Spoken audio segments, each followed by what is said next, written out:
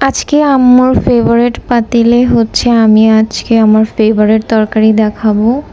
তো পাঙ্গাসের রেসিপি অনেক দিন যাবত আপনাদের সাথে শেয়ার করব, তাই ভাবলাম যে আজকে যেহেতু কোনো কিছু রান্না করার নাই, তাই আজকে একটু ঝাল ঝাল কষানো করে পাঙ্গাস রান্না করি। তা আমি এরকম সব পিস নিয়ে নিয়েছি। এটা হচ্ছে দেশি না, এটা চাষেরটাই।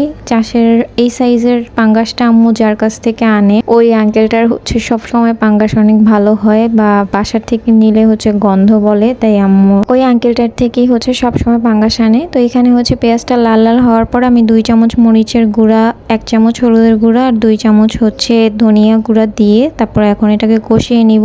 আমি হচ্ছে একটু সামান্য পরিমাণে পানি দিয়ে দিয়েছি। তারপর এটাকে হচ্ছে অনেকক্ষণ যাবত কষিয়ে নিব। কষানোর পর হচ্ছে 2-3 টুকরার মতো হচ্ছে টমেটো কুচি দিয়ে দিব। টমেটো কুচিটা আপনারা দিতেও পারেন, নাও দিতে পারেন, কিন্তু টমেটো কুচিটা দিলে স্বাদটা আরও বেশি মজার হয়। আমার এটা ডিপে ছিল দেখে আমি একটু বেশি পরিমাণে পানি দিয়েছি, কারণ গলতে একটু সময় লাগবে। দেন গলার পরে হচ্ছে এখানে এখন মাছটা দিয়ে দিব। মাছটা দেওয়ার সাথে সাথে কিন্তু আমি পানি দিয়ে দিব না, এটা হালকা একটু হবে। দেন অপর সাইড করে তারপর হচ্ছে পানি দিব। এখানে আমি 6 পিসের মতো মাছ নিয়েছি, আর 6 পিসই হচ্ছে বড় টুকরাগুলো নিয়েছি। তেলের ওই পরিমাণের টুকরা নিইনি, জাস্ট একটা টুকরাই নিয়েছি, সেটা হচ্ছে আমার জন্য।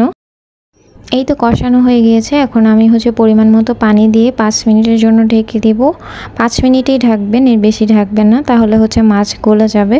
তো 5 মিনিট ঢেকে দিলাম। তারপর ঢাকনা উঠানোর সময় দেখি ও মা, ঢাকনাতে আমাকেও দেখা যায়।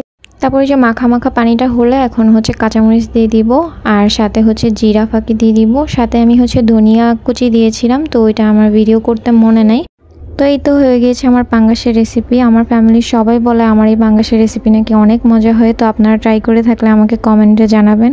আজকে এই পর্যন্ত, আল্লাহ হাফেজ, ভালো থাকবেন।